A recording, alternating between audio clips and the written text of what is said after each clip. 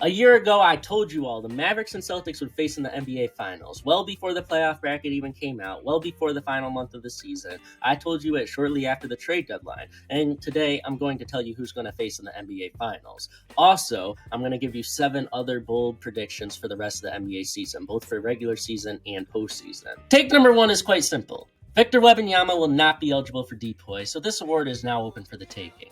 My prediction is that Evan Mobley runs away with it, as a big is going to get the award, and Jaren Jackson Jr. is his only competition right now in my eyes, and he has a great chance. However, I believe he won't make the minimum game requirement that's eliminated Wemby from contention too. This leaves the door wide open for Mobley, and with how much the Cavs have dominated and him being the best defender on the team, I think he will get a lot of love, especially if he sustains the dominance he has on offense, because that is what will give him the most recognition, because that's just how NBA media works, and that's a shame. You could just look at the stats with his blocks, steals, and defensive field goal percentage against, as those stats very much do exist, but the number one reason why Evan Mobley should get the award, and why I'm predicting he is going to run away with it, is due to how much his presence on the court impacts whether the Cavs dominate or not.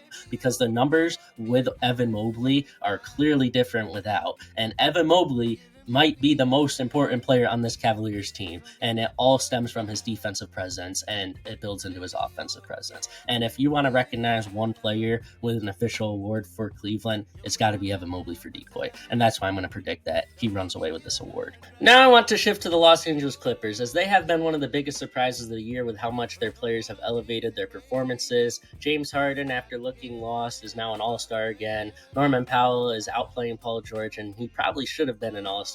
Ivica Zubac has been a dominating presence, putting up double-doubles like clockwork. They have great 3-and-D wings. They added bench scoring in Bogdan Bogdanovic, which was a limitation of the team. And do I say it? I'm going to say it. They got Kawhi Leonard. Obviously, saying Kawhi is going to be healthy, or he's going to be the Kawhi we all know and love that is a great two-way player, one of the best players in the NBA, isn't a guarantee. I'm not saying that, but you also got to remember who he is. LA has been slipping and been inconsistent of late, but that does not negate the fact that they have Ty Lue, one of the best coaches in the league. They got a bunch of premier defenders, and their offense is tough to game plan for if they are all at the top of their games. Knowing everything we know about the Clippers, I believe in a playoff series, they would beat each of the following teams as the underdog: Memphis, Houston, Denver, Los Angeles, Minnesota, and Golden State. Clippers have proved to be a matchup nightmare in the playoff context. Now, have they been successful in the playoffs? Obviously not, but it's not a team you want to face. I think that's abundantly clear across the league, and that is exactly what would happen this year if the team is healthy. They'd be a scary matchup that nobody wants. So my bold prediction, the Clippers are going to put every team in the West on upset watch, and they upset at least one of those 6 teams I listed prior. This next one may not be that bold, but it certainly feels like it from my perspective. At the rate the Pistons are going, they are a playoff team that could even move into the top 5 with how well they have been playing, especially lately. The former first overall pick, Cade Cunningham, has shined throughout this stretch, and after making his first All-Star Game appearance and seeing how he has come out of the All-Star break so far, I'm ready to make a crazy prediction. I am predicting that Cade Cunningham will lead the Pistons to the 5 seed in the East, and he will finish 3rd in MVP voting, averaging almost 32.6 rebounds and over 10 assists a night during the first 3 games since break.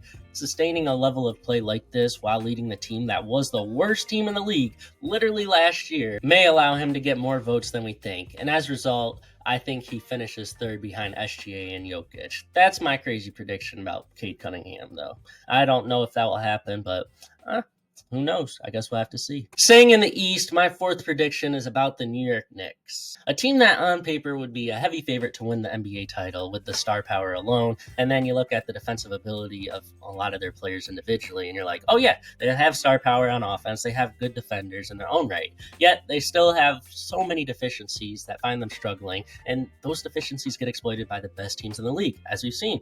0-7 against the 3 best teams of the NBA. Understanding that these issues are continuously being exploited, I believe the New York Knicks won't just lose in the second round, but they will get torched to an embarrassing extent by Cleveland or Boston. When I say torch, I mean the New York Knicks are going to lose in 4 or 5 games. That's the extent of why this is bold. They are not going to put up a fight. It's going to be a gentleman's sweep or a sweep.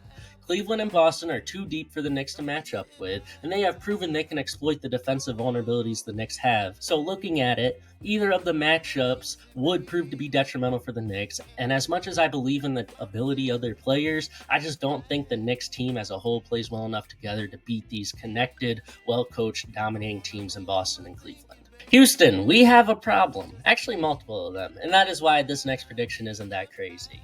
Watching the Rockets play of late, it is clear that the offense has reverted into the horrible form it once was, as the team cannot shoot the ball at all. Matter of fact, the three-point shooting of the Houston Rockets is so bad that most teams don't even have to worry about guarding the three-point line. The overall shot creation of the team is awful as well, as Jalen Green is the best downhill driver, yet he cannot play make that well. Amen Thompson can create shots, but he does not need to be guarded outside of the paint with the ball in his hand, allowing defenses to dare him to shoot, and it ultimately limits his playmaking ability. Fred VanVleet is one of the most inefficient players in the league, and he has regressed in many ways, causing him not to be reliable. Alperen Sengun has his struggles at times, making him disappear in games, and combining it all, you have a horrible offense that is not built for the playoffs and is not built for down the stretch. The defense is good, but down the stretch, you're going to need offense to take you over the top and to beat other good defensive teams and just to not be simply game planned for. And I believe it will cause the Rockets to spiral and finish as the 6th seed in the West, despite sitting top 3 most of the season. Next, I want to talk about the Memphis Grizzlies, as I believe this team is extremely vulnerable despite being a top 2 or 3 seed.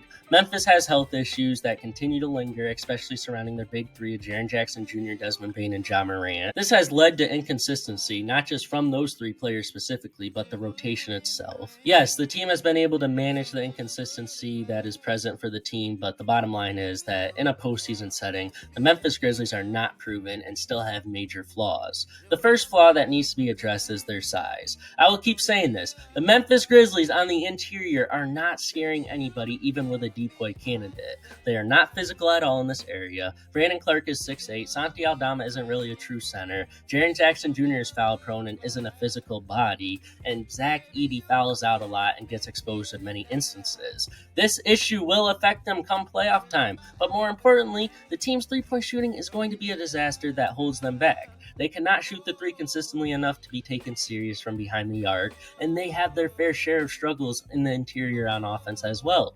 These issues are exactly why they lost in the playoffs 2 years ago to the Lakers, and is exactly why they are going to lose round 1 this year, as they have not corrected any of them. They still are undersized, and they still cannot shoot the three ball well enough to be taken serious. And honestly, the Memphis Grizzlies, they aren't even proven in a playoff setting.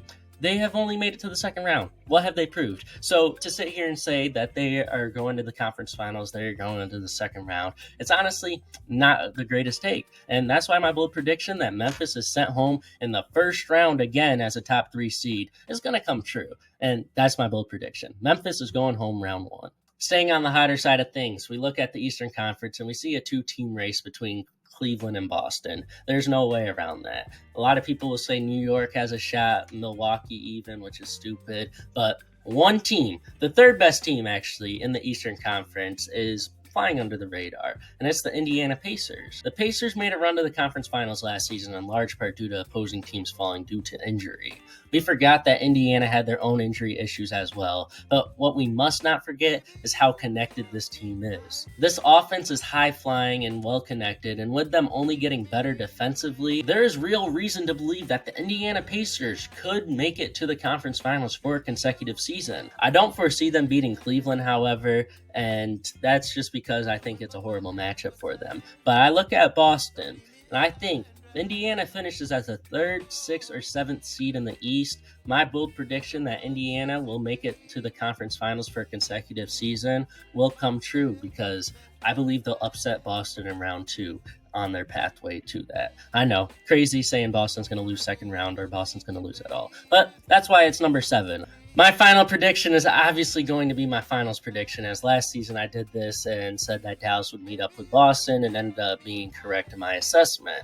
This year, I don't have a clear-cut answer like I did last year, but I do believe that my finals is set. Adding DeAndre Hunter to a top team, solidifying the defense and even offense of the Cavs has made me fully believe that the team that has been bested so many times before and humiliated under the bright lights multiple times is going to make an NBA Finals appearance. I had doubts, but that trade made me confident in the team, especially with how Kenny Atkinson runs it. The only concern I have with the Cavs right now is honestly Darius Garland and their health. Other than that, I think the Cavaliers are going to the finals, and I'm going to predict the Cavaliers are the Eastern Conference representatives in the NBA Finals. Representing the West, I have the team that won it all 2 seasons ago, the Denver Nuggets. Yes, I'm fully aware that they are inconsistent and don't have the depth that you'd ideally like. However, Jamal Murray looks to be back. Nikola Jokic is the best player in the NBA. Russell Westbrook is looking to make a statement. Aaron Gordon and MPJ want redemption, and the Nuggets have young and hungry players on the perimeter to come off the bench and to fill holes on the team. They got embarrassed last postseason, and they have been getting embarrassed all season. This is more than just another playoff run. Last year was just a playoff run. This is a revenge tour, and the Nuggets are going to embrace it and make a run to the NBA Finals and meet up with the Cavs. Last time Denver had to play with a chip on their shoulder, they won an NBA title. Now, I'm not saying they're going to win an NBA title, but they're certainly going to be one of the last 2 teams remaining, as they are going to represent the West this year. And with that, you have my 8 boldest predictions for the remainder of the 2025 NBA season. I hope you all enjoyed. If you want to see my weekly recap called In Case You Missed It, that drops every Monday at 3, click on the latest episode in the upper left, while my ranking of the top 25 players under 25 is on the right. Y'all stay safe. Have a good one. Bye.